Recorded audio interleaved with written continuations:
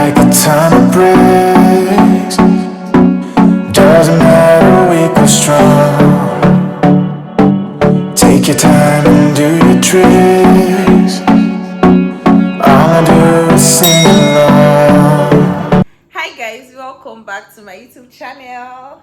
I know you have missed me just like I have also missed you guys, and I've also missed doing this.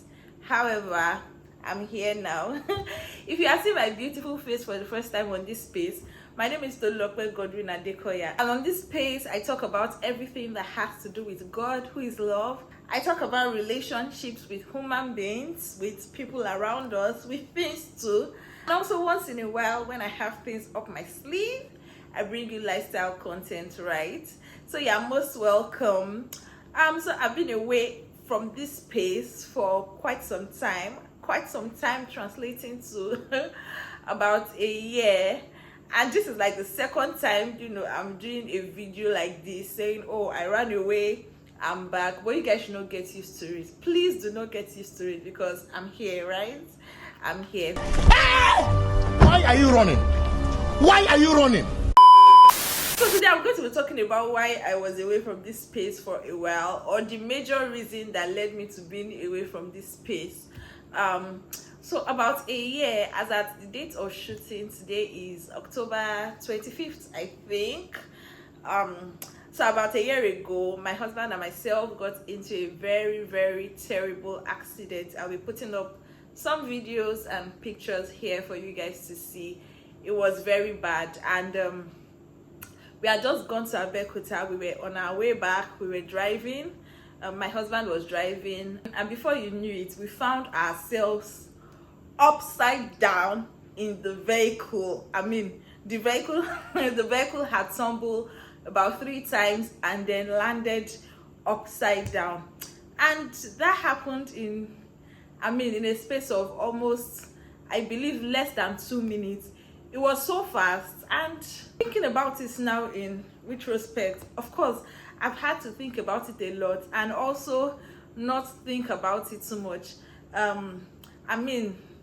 Immediately it happened, I did not give it so much thought. As we just came out of the vehicle, I was just very happy to be outside and alive at that moment. After surviving that kind of thing, I just came out very calm, not saying anything. At this point, people had gathered. Oh, they were asking, oh, who's in the vehicle, what happened, how did you get, and all of those things. They were quite concerned. Oh, make sure she doesn't drink any water. If you give her, I don't know, but people say when one gets into an accident, or if one is about to die, if you give the person water at that moment, the person passes on. So I don't even remember if I was asking for water as at when I came out of the vehicle, but people were just saying, oh, make sure you do not give her any water, make sure she doesn't drink water, make sure they go to the hospital, you have to check for internal bleeding and all of those things. And in that moment, I was just really calm. At this point, there were glasses all over my body. I'm the same with my husband. Thank God for my husband. He was looking out for me. I'm sure he did. When he came out, he had blood all over his hands and all of things like that. But he didn't even think too much of it. He was just trying to look out for me, trying to see that I was fine and I was safe. And thank God for people that we had around to support us. Thank God for a very, very good support system, right? Thank God for people that came around, that we called. They came around to take us to the hospital, ensure that we were fine, that we were safe, ensure that, in fact, we eventually traveled to Lagos that same day with, of course, our spiritual father with us, and I'm sure he's probably going to watch this video. And one of our very dear pastors around. So we're just very grateful to be back home in one piece. I can remember the journey home. The journey home was traumatic. Imagine after having that kind of experience, you still have to travel down from Abeokuta to Lagos that same day on the same road in a vehicle. It was not funny, but I'm very thankful for that experience. And almost a year now, I began to think of how At some point in my life, I used to confess that I would not die like a chicken. I would not die like a chicken, and I remember the church I was attending then in Ibadan, the Standing Church. Our pastor at the time, my pastor at the time, because he's still the pastor of the Standing Church, right? My pastor at the time, Pastor Tara, would always say to us that you would not die like a chicken, and at several points, we have already spoken these words: I shall not die but live to declare the works of God, and all of those things. And I'm not saying that it is that confession that got me out of that accident, right? It's definitely the mercies of God. I mean, no confession, nothing that I could have done, nothing that my husband did. It was just the mercy of God and the grace of God that saved us from that situation. However, just meditating on that incident brought me to a place where I now know that, how we confess things, or we say things, we just put things in the future, not thinking that we would actually go through that experience. And this is why I think that it is important to allow words go ahead of us, right? More like to build a word bank. Yes, that's it. As believers, what we say goes ahead of us. What we confess would be what is in our spirit. So imagine at that time, I did not have these words shoved up in my spirit. I mean, what we are saying may not even be what, we are saying today. Again, like I said, it is not these words that saved me, but it just brings you to a certain mindset, such that when you are in this experience, your mind and your spirit is built to know that this is what the outcome will be, regardless of what I am facing through, or regardless of what I am passing through. This is what the outcome will be. And I think that as believers, it's also important for us to have that stance, have that conviction, have that assurance that regardless of what I go through, regardless of how things turn out, I know that I am coming out victorious. I know that I am coming out as a winner. And this is why it is important for us to sow seeds of victory in our hearts, right? Because with me, with this incident I'm describing, it is an actual accident. Sometimes it is not even an accident. Sometimes it is a situation that we are faced with. It is a challenge it could be in our day-to-day lives. It could even be a very little challenge. But one thing I've learned is that when a challenge comes at us, the first pronunciation, the first word that we say, the first thing that comes out of our mouth, is first. It is what has been stored up in our hearts. It may not be consciously, it could even be unconsciously. It is what has been stored up in our heart for that moment, right? Second, it is also what we would get to exhibit when we are in that situation. And I think that this is why it is important for us to consciously build words up in our spirits. While it is important for us to build words, it is also important to consciously put the image before us. Put the image of victory, put the image of success, put the image of, of beauty before us, such that you say that if this is the story I hear, and how things that we hear can really influence us, right? So how as a child, right, they will tell you, or as a child you will just hear that when you are in the dark, all those scary things that we see and all those scary movies that we watch and such. And as a child, when you are in that position, when you are in the dark alone, I don't know if it happened to any of you, but I know it definitely happened to me. Very good example. When they send you to the kitchen to go and get something, and maybe there is no light, you immediately get to the kitchen, and when you get to the kitchen, you must not look back, because because if you look back, there's an imaginary somebody that is there. So you quickly have to run out to where there is light, or to where people are, because there is that fear.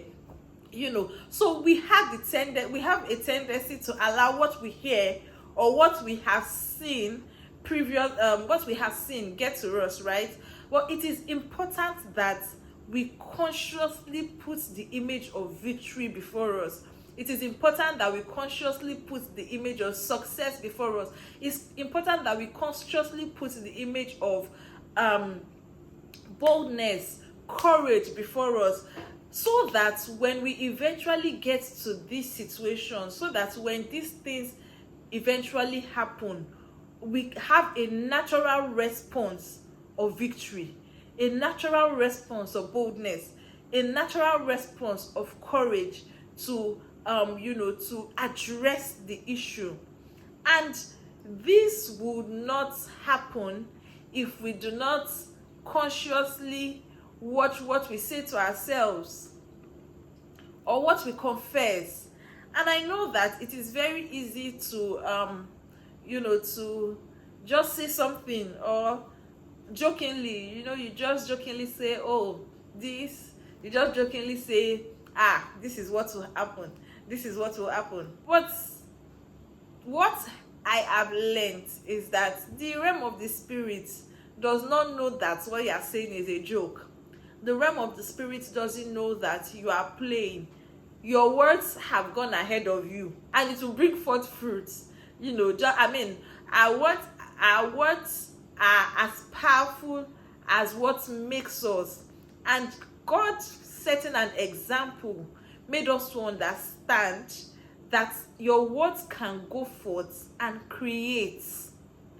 And I want you to think back at this moment. I'm sure that if you think back, you would see things that are happening in your life now and be able to trace it to something that you said at some point. If you look at things going on, I'm sure you'll be able to say, oh yes, maybe when I was a child, I used to say this consistently. Or maybe when I was in primary school, I used to say this. And you will just see that you are living in it. Again, the purpose of this video is just to say that this is why it is important to save words, such like you save money in piggy vest, or just like you accumulate money. This is why it is important to accumulate words in our heart. The Bible says that out of the abundance of the heart, the mouth speaks. So sometimes you don't even what your mouth says. There are times when we talk without even thinking. That moment is the abundance of your heart that you just pour out.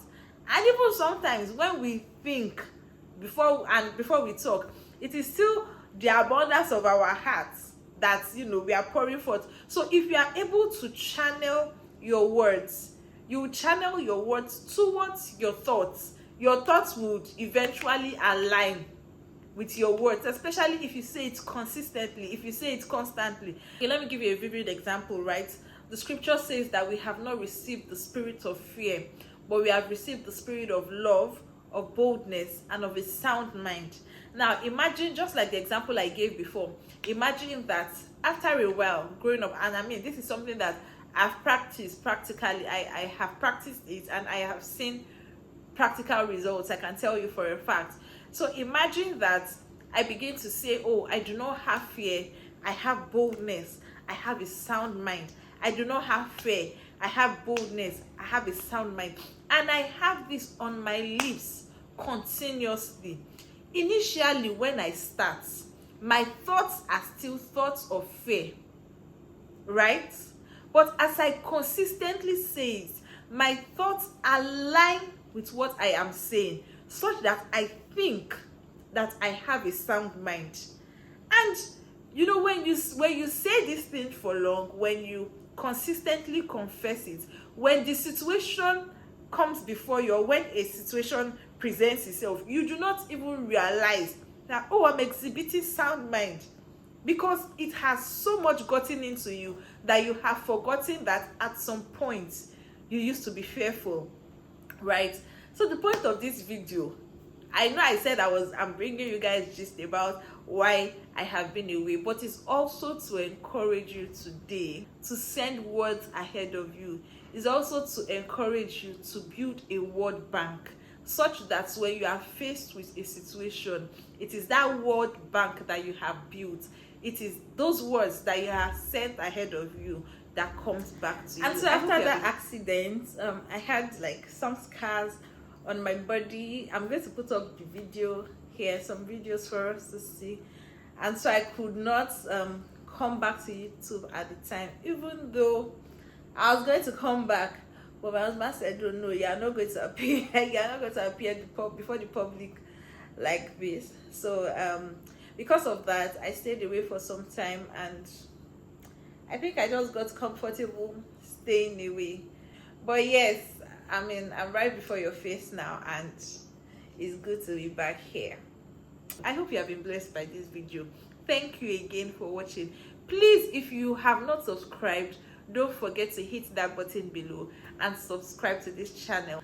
Also, please like the video, because when you like the video, you are just telling other people that you have listened to something good and you want them to listen to it also. Till next time, bye.